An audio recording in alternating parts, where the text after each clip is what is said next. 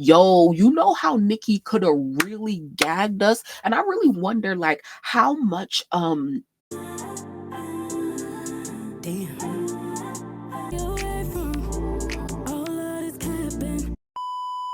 how much preparation goes into putting on a live album. Like, so thinking about how Beyonce's Coachella performance that was turned into a Netflix special, so a documentary as well as a live album, and it's one of my favorite or only live albums that I listen to. And I'm not even a Beyonce fan. I don't even listen to Beyonce albums, but bitch, I played that album to the ground, okay?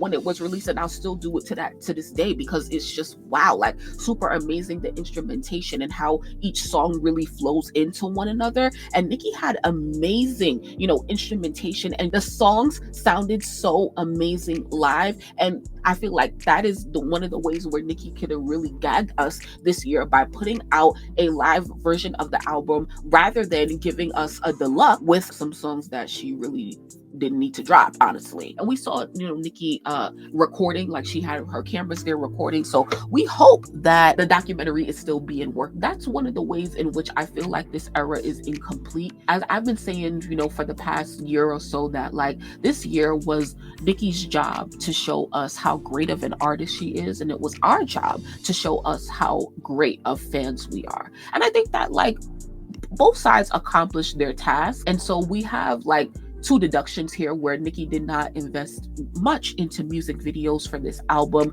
and it's something that a lot of fans want. However, we all can agree that Nicki was trying to make a point with this album to the industry that no heavy promotion was really needed, and or elaborate spending of money, especially on visuals that people don't really watch these days, in order to have great numbers. So she definitely proved her point this era to the industry and to executives. And I think we're all very proud of her for that, because her numbers are honestly just untouchable, honestly. And we did over 200,000 with no, music videos and stuff like that. That is really great, and it's really amazing.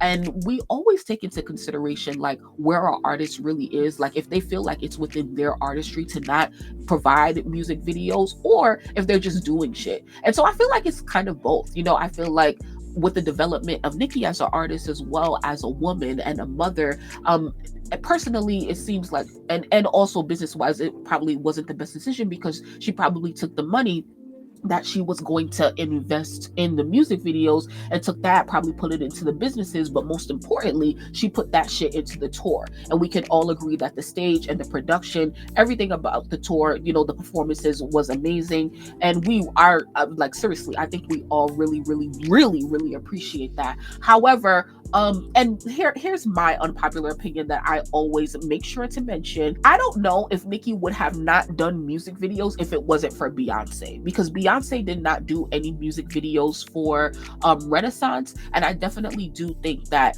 Nicki follows in Beyonce's footsteps, and which is fine, because it's like you're supposed to follow what the biggest artists are doing and how they're making changes in the industry, but for me, it's kind of like, okay, well, let's talk about how you be copying Beyonce, because you always want to talk about how these other female rappers be copying you, but everybody copying everybody. So let's go, So that's my only thing on that. I do hope that, next era for the next album, that Nicki does choose to invest in music videos, because it really is like, we can say that, yes, we enjoyed the music and we enjoyed the experience, but we also enjoy looking at our favorite artists. Like Nicki is a beautiful woman, number one.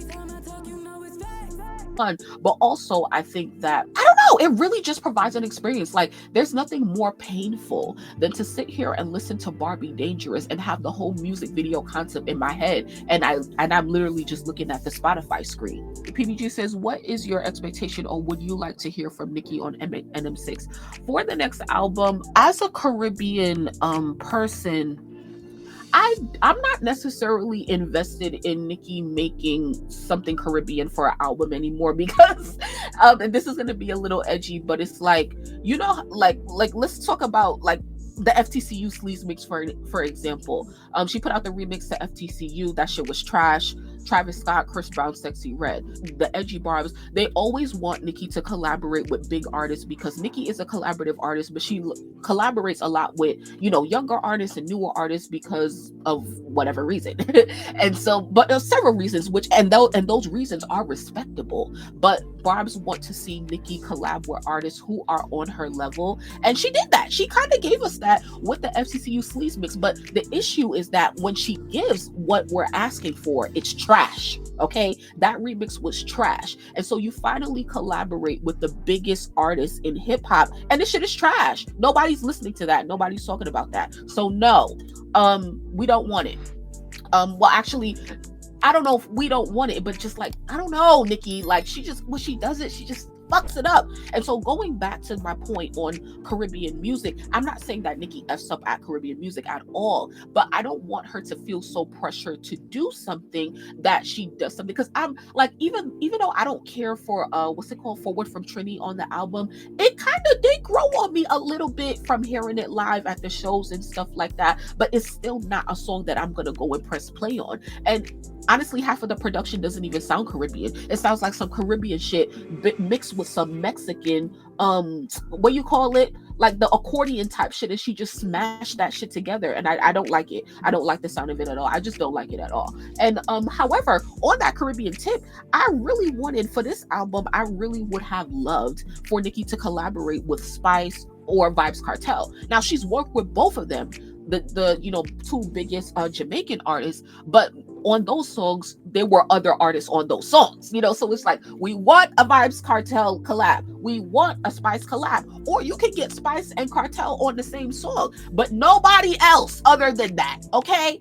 And that's all I'm asking for Caribbean shit. And I'm not even asking for that on the album because I don't even want to put any other expectations on Nicki. She can do Caribbean features if she want to do that, like whatever, but we don't necessarily need it on the album. However, I'm not going to say, oh, don't do it, because like it's a part of her culture, so she's going to incorporate something from that on every project. So that's fine. But it's just not something that I'm like looking forward to and or really wanting her to like put energy into, unless she's going to do what I asked for. Okay. Nicki just seems to sound good in other people's remixes. I didn't care why that is. Yeah. I just want Nicki to go hard on this next album on her own songs like she does on her best features. Facts. I mean, I don't want to talk about what I want too much because it's really not about me, and it's about Nicki, and it's about where she is musically. And so I'm just gonna ask that she does deliver some bars and some goddamn energy, good beats. That's really all I want at this point. Like I feel like I'm asking for the bare minimum. And so if she can't serve me that, then honestly, I don't want anything else. She'll do her singing stuff and stuff like that, and if it's great, if it's great, if it's not, it's not. But so we expect that. But I would really just love some variety, because here's the child, should we get into it? And I want to say my last note was operating high.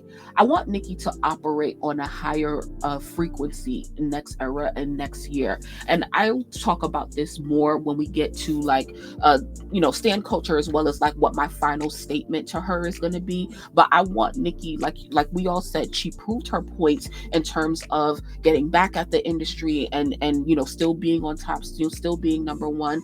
But I want Nicki to vibrate higher and really like move like the queen that she is, and just not worry about people that's really not on her level. And I know that it's hard to do because most of the industry right now is really moving based on politics. So it really does matter like who you fuck with and who you don't fuck with, to a certain extent. And it obviously does matter to her. But yeah, I just want less of, looking at other people and more of concentrating on what's going on with Nicki Minaj, what's going on with Onika, and what's going on in the Barb's fan base, because we had a great opportunity to do that this era and we did it, but it was a lot going on. Lizzie said, I always felt like the beats were too experimental. Ooh, I really can agree with that. When random people remix her voice in other songs, it sounds so good. I don't know how else to articulate it. Yeah. Straight Jacket Design, watch your mouth, talking about she getting old in rap. Watch your mouth.